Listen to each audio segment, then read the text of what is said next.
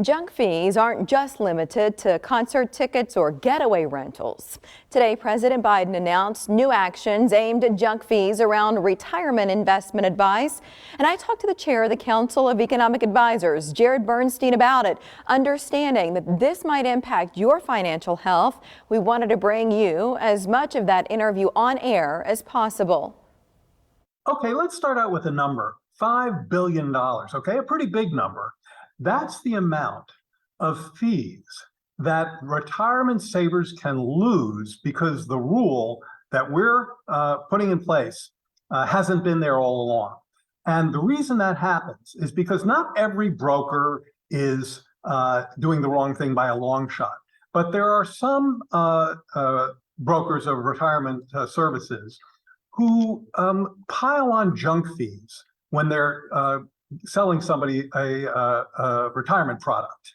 And if you look at the amount of those fees, how they accumulate over time, what they take out of the accounts of retirement savers, they can amount to $5 billion in just one particular area of fixed annuities. And that's a junk fee, and it's a big junk fee. And it's a junk fee that cuts right at somebody who's trying to do the right thing to save for their retirement. That's not okay with this president. And so, as he's done in the areas of banking, hotels, rental housing, the internet, cable, airlines, concerts, he's going after a junk fee, one in this case that means real money for retirement savers. So if you would elaborate on the rule, what does it entail? Very simple. You can make these financial things as complicated as you want to, but let's keep it very simple. It's a rule that says if you're an insurance broker and you're selling a product to a retirement saver, like an annuity, you have to act in the best interest of the client. Okay, now a lot of people just said, wait a minute, don't they already have to act in the best interest of the client? And the answer is no.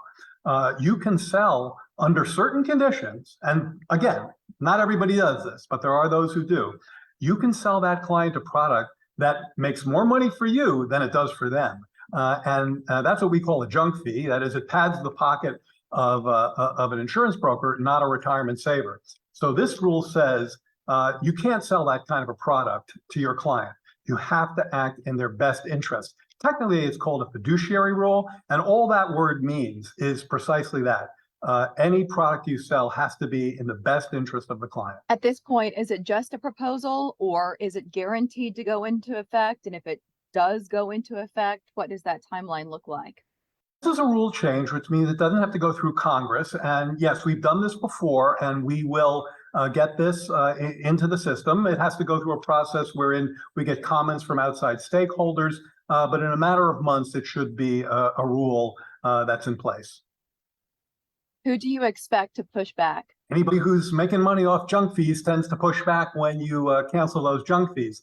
That said, I will say that there have been many industries who've come to us, the airlines are a good example, and have said, yeah, when we cancel people and we rebook their flights, there's been at least 10 airlines who said, we're not going to charge them a junk fee. That was a voluntary move.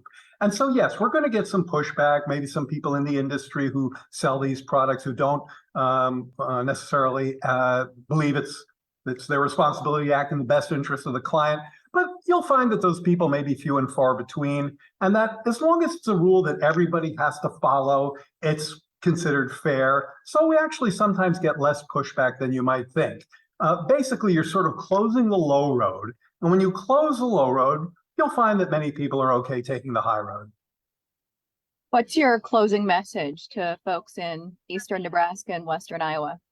If you're paying junk fees for something, whether it's a concert, a hotel stay, whether it's your bank, whether it's on retirement savings, that's not okay with this president. He wants to make sure that you're saving, that your costs are going down because you're not getting stuck with a junk fee. And he has attacked this problem more aggressively than any president I've ever seen, and with real success. So our message is we're going to keep our heads down and keep fighting to reverse these junk fees, just like we did today with retirement savings.